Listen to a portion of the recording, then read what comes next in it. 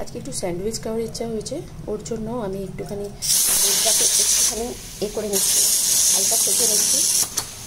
ব্রেডটাকে হালকা সেঁকে নিচ্ছি, একটা দুটো করে এরকমভাবে সেঁকে নিয়ে, একটু সেঁকে নিয়ে খেলে ভালো লাগে।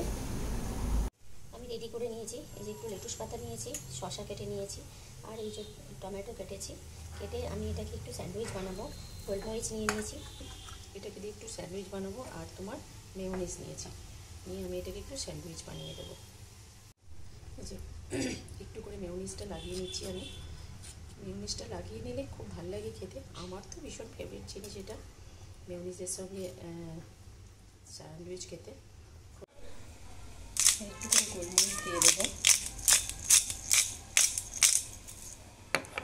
এই যে এইভাবে আমি গোলমরিচ দিয়ে নিয়েছি। এর মধ্যে আমি লেটুসটা দিয়ে দিচ্ছি, এই যে এইভাবে লেটুসটা দিচ্ছি, ঠিক আছে।